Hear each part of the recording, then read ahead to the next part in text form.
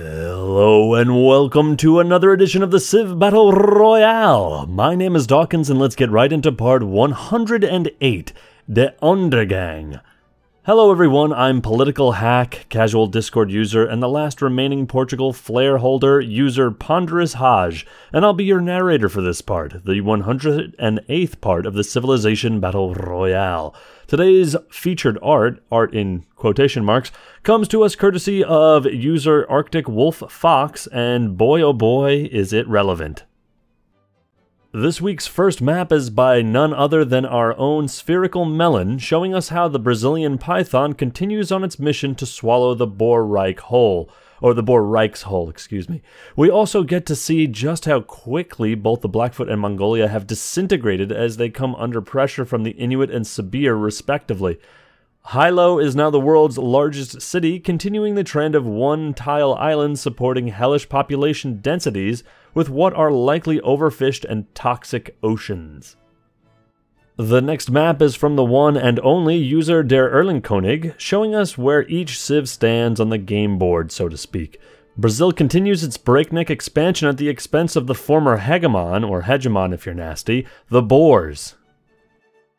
And to nobody's surprise, Brazil comes in at number 1. Laxarax, speaking with uncharacteristic certainty, believes the show is over. The permanent carnival has come to town. While she may be right, stranger things have happened. For example, Brazil became the global hyperpower.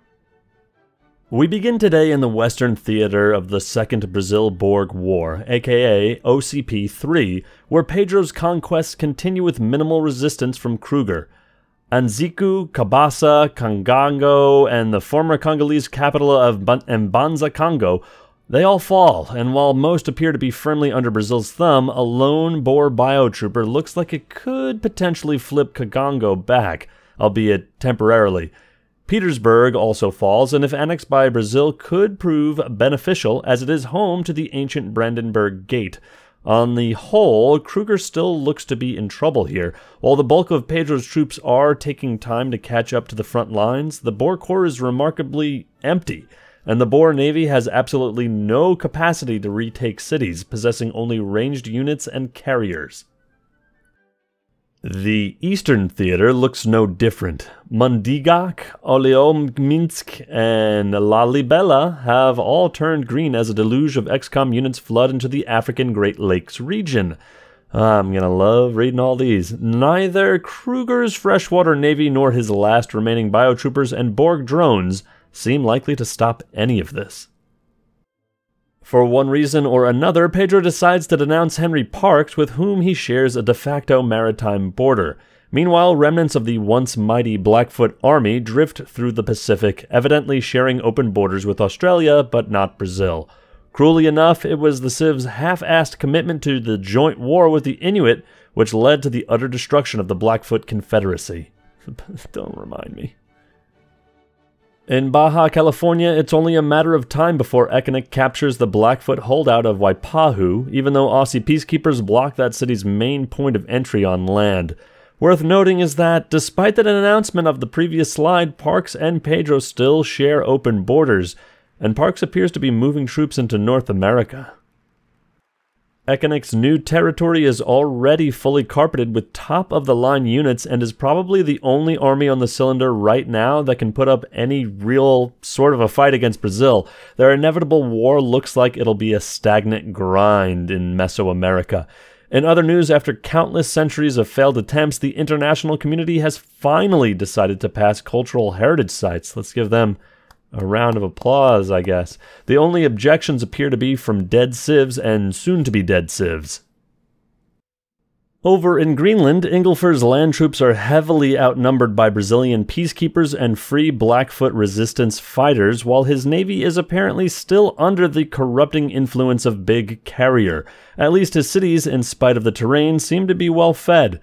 Meanwhile, the international community decides to ban silk because in this world of death and destruction, the only comfort soft sheets provide is to the enemy. We turn now to Siberia, where Sibir continues to hammer away at Mongolia's dwindling and largely outdated military. Kuchum Khan captures Almarik from Genghis Khan with a division of robot infantry and biotroopers, while Inuit peacekeepers glare intensely at their Brazilian counterparts.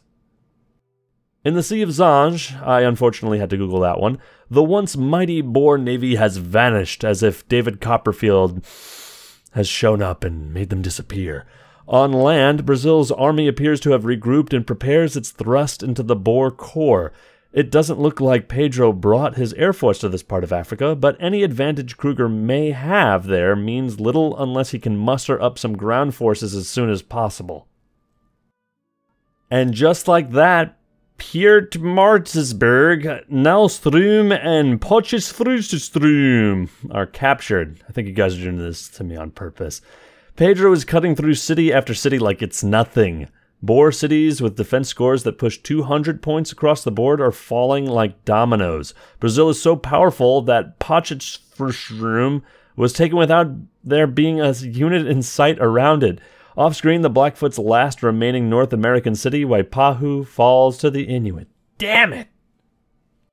In Europe, Sweden denounces Iceland, a bold move, I guess. Both civs possess respectable navies positioned at point-blank range, though neither possesses any destroyer. Having said that, Sweden has a much larger land army, and by my count, 34 air units to Iceland's 0. Well, maybe it isn't that one-sided.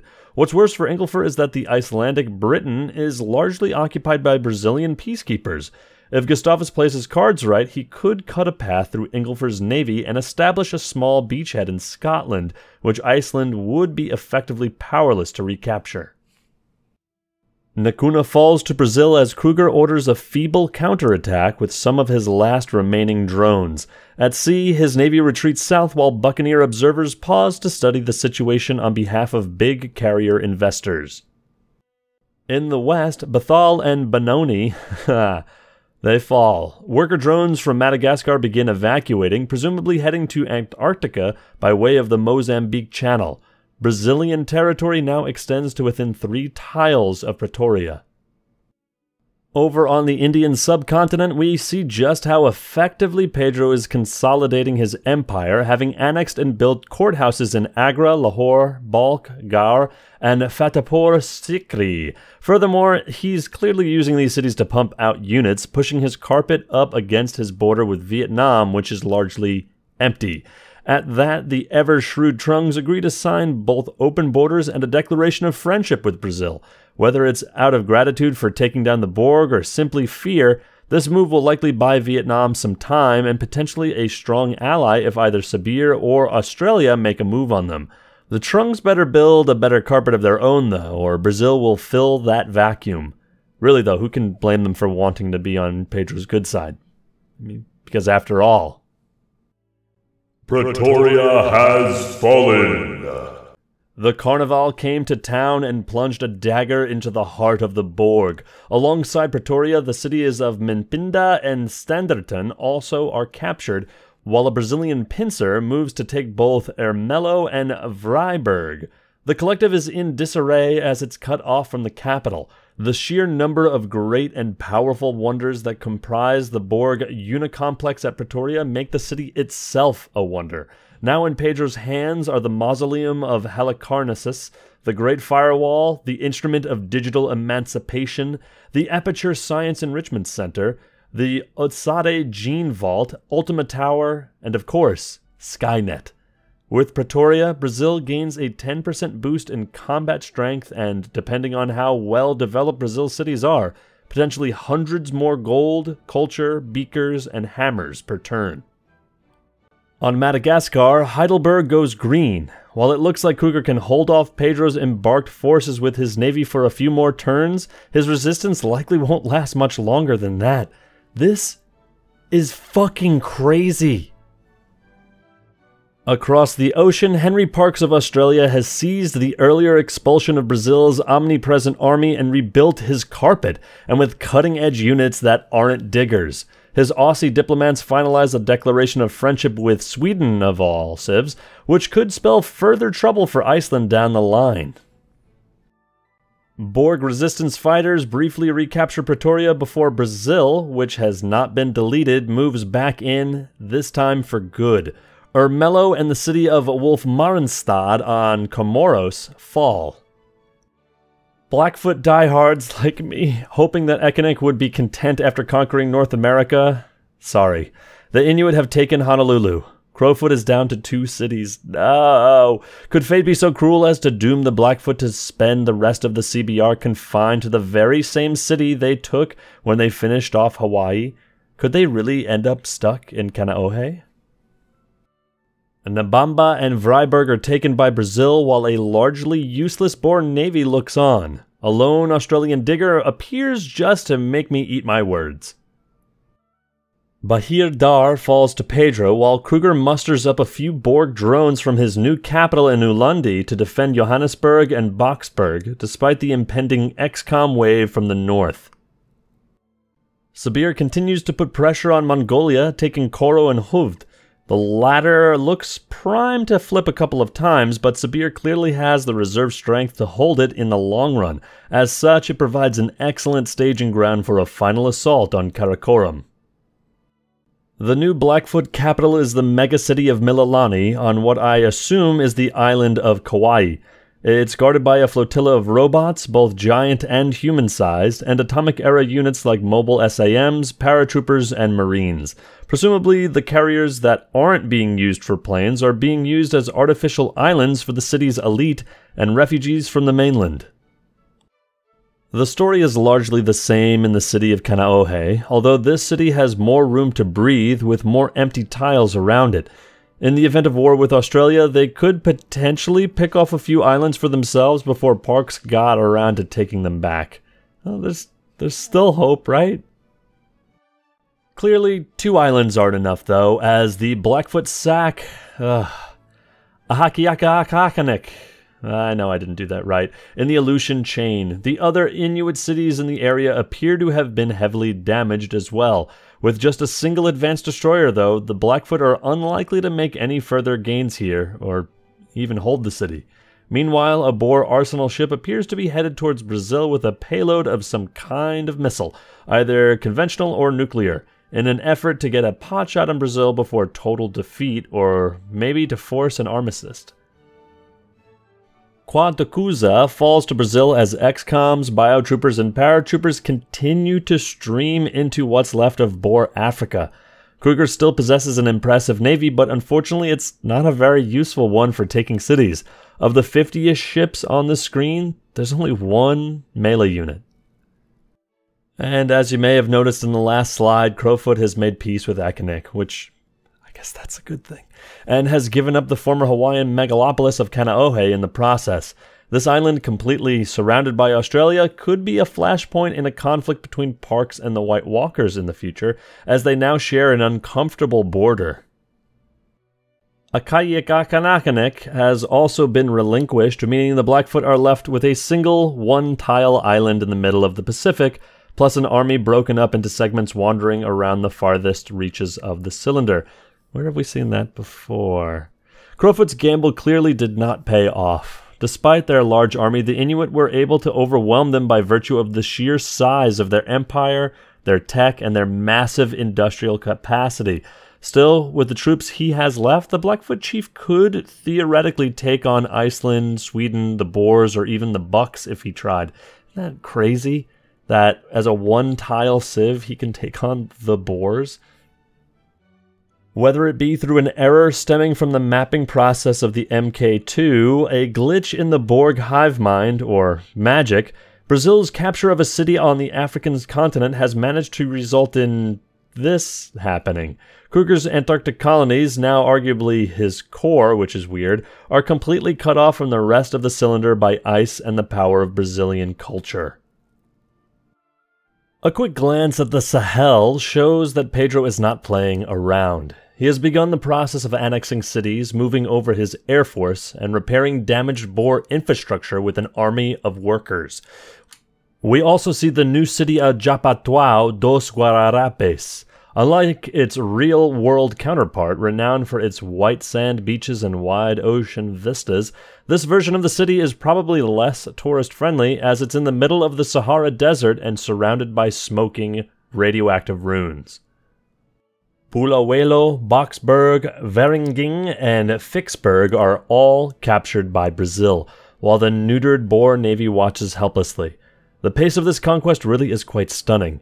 Kruger, for his part, seems to have been able to drum up some additional soldiers in the form of a handful of biotroopers and robot infantry, but at this point it's pretty clear that all of Africa is going to be Brazilian in just a couple of turns. Sibir takes New Saray. While Mongolian defenses continue to crumble, it's worth noting that Kuchum Khan's forces are having trouble keeping up with the rate of his expansion. It's entirely possible that Genghis can flip back hooved and hold it for a couple of turns, but like Kruger, his fate seems sealed. Worth noting, however, are the large numbers of Inuit, Brazilian, and Australian troops in the area. What are they up to?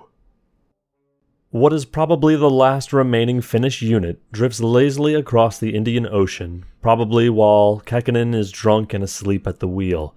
He drinks to forget the letter that Urho Kekkonen read. The Trungs rub salt in the wound and denounce Kruger. I'm sure they're extremely pleased with how the tables have turned for them.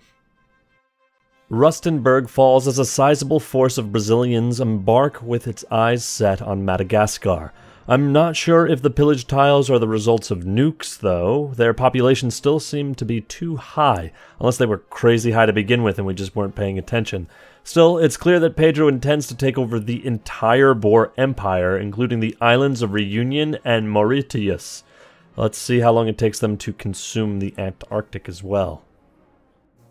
Whoa, what? Ekkonen makes a surprise declaration of war on Henry Parks, and immediately Honolulu is flipped. It's convenient that aloha means both hello and goodbye, because the Inuit lost that city just as soon as they captured it. It's hard to tell what Ekkonen is thinking here. This is real weird, like you made a competent choice. I mean, it wasn't really a choice. The Blackfoot were tricked, that's right, tricked by Brazil into declaring war, but they still made it out on top, the Inuit, of course. So what are they thinking here? What's the competency? While he could surely give Parks a run for his money 1-to-1, he's staring down the threat of Brazil to the south. What's more, the ice sheet fleet seems to be more than a little absent in this part of the Pacific, and we all saw how many ships Australia has waiting in the wings. Regardless, things are heating up, and this war has the chance to be consequential to who comes out on top. Seriously, what did I do to deserve getting such an awesome part to narrate? Here's my running theory on what's going on, though. Brazil has Skynet now. It's possible that he's now using Facebook or whatever the cylinder equivalent is of spreading propaganda amongst two parties that should be uniting together to fight for the greater good, but they're being corrupted by some kind of foreign power. I wonder if there are any modern-day parallels to what's going on here. Kanaohe is already in the black and surrounded by Aussie forces, including a digger. A Blackfoot Great General stays behind while the rest of his troops evacuate, mouthing to himself, "Are you fucking kidding me?" Conveniently, Australian troops were already at the front lines of the Mexican theater when Ekkonen declared war. While this provides a small buffer for Brazilian Mesoamerica, Australia's units here are likely doomed. Back in Africa, Pedro begins the final prong of Operation Shaka's Revenge, capturing a Boer core city of Johannesburg, as well as the ancient Zulu city of Ulundi, home to the future world's wonder of the Bionic Tower. Kruger is down to his last cities on continental Africa and his last 6 melee units. Kanaohe is predictably captured by Australia and is unlikely to flip back. The once massive population of the city has been either culled or fled, and it's now just another dot on the map for Henry Parks.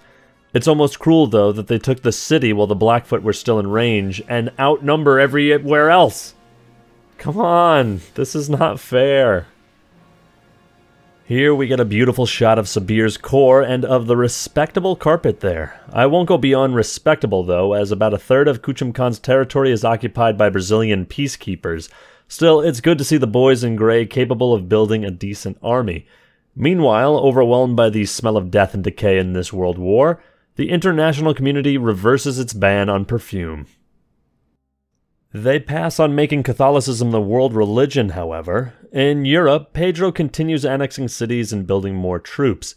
Ekenik's Swedish-based expeditionary forces have the potential to do some damage here, given the older troops Brazil has decided to keep in this region, but with those numbers and without air support, they wouldn't last long in a hypothetical matchup. Pedro takes the city that shares its name with the Boer leader, Krugersdorp. Ekenik sends a small force to either help shore up the Boers' defense against their common rival, or just observe, but it's too little too late. Madagascar is overflowing with Brazilian troops now. I spy 3 Boer advanced destroyers and a smattering of ground forces, but it's hardly enough to hold back the green tide. For whatever reason, Pedro isn't done yet. This is getting absurd.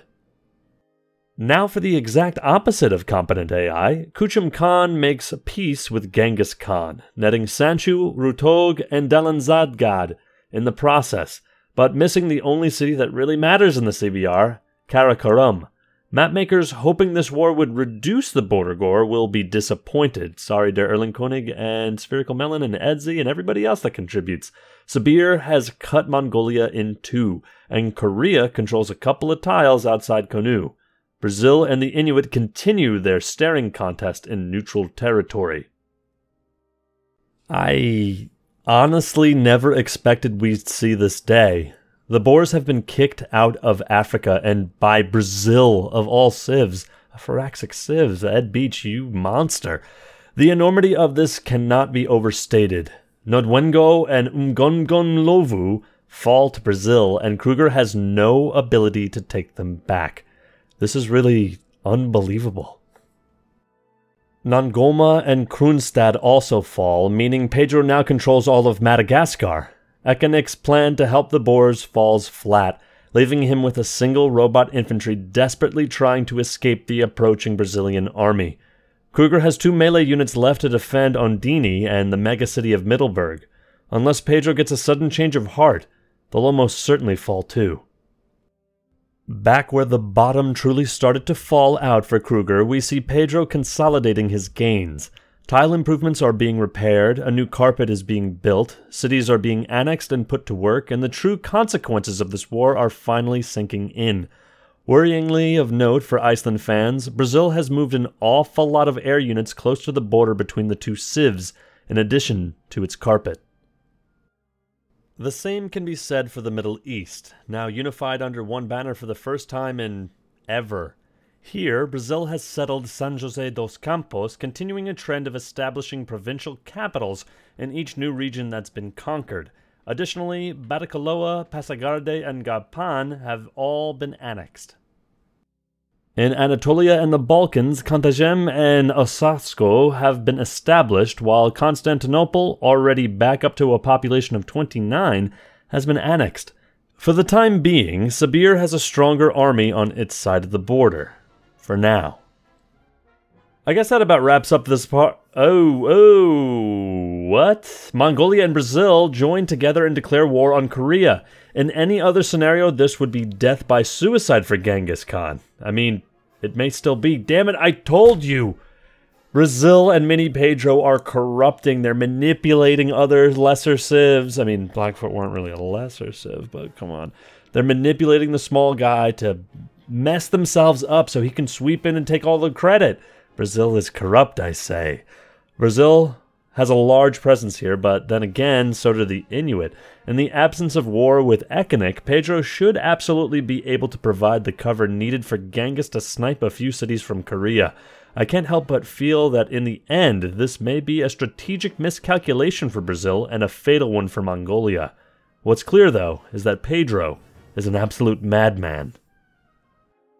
At the very least, it does not appear that the Inuit have open borders with either Korea or Mongolia. So long as the peace between the two remains, Pedro has the upper hand here, and even if war breaks out again, Ekenik's ability to do any damage in that scenario is hampered by his lack of ranged units in the area. As for Sejong, he'd better have troops waiting in the east because the city of Tabriz is already surrounded, and Pedro very likely has a carpet waiting in Vietnam to the south.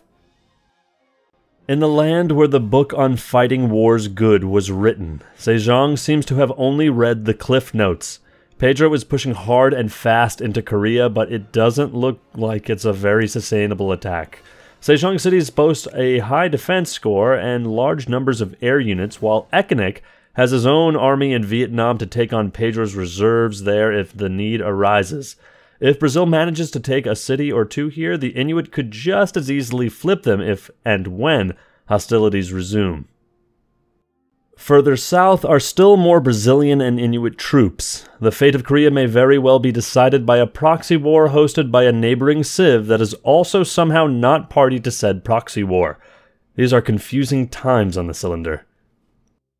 In the north of Korea, again, the Inuit stand to gain the most. Sejong has virtually no army up here, while Ekanik has a formidable carpet just above the border. If Brazil captures any one of these cities and doesn't carpet up quickly enough, then the only ones likely to take control in the end are the Inuit. It's very possible that we could see the White Walkers dominate in Korean Manchuria without having to fire a single shot against any actual Koreans, if Brazil doesn't just flat out conquer them first.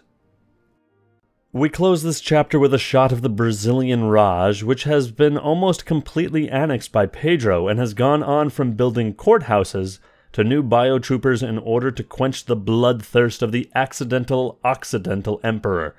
Brazil now controls almost all of Africa, Europe, South America, and India, as well as the entirety of the Middle East. It possesses a gargantuan army and the industrial capacity to make sure that it only gets bigger. Still, they're far from invincible. I mean, we said the same things about the Boers. The Inuit are not to be taken lightly, even with Australia fighting against them, and Pedro is at risk of throwing his troops into a meat grinder in Korea. It's easy to see why Pedro may feel like he's unbeatable. In less than 10 parts, he single-handedly swallowed whole the cylinder's longtime juggernaut and cybernetic boogeyman, the Borg, and began to creep his way up through Mexico and into North America. He risks massive warmonger penalties, however, if he finishes off Kruger, and his hubris may have led him to make the ultimate mistake by declaring war against Korea. Never fight a land war in Asia. Yet, here at the height of his power, does Pedro settle his newest city, and with the most arrogant yet appropriate name, given the context, of course, Uberlandia. And with that, this has been part 108. My name is Dawkinzz. Please like and subscribe if you've liked these audio narrations and would like to hear more.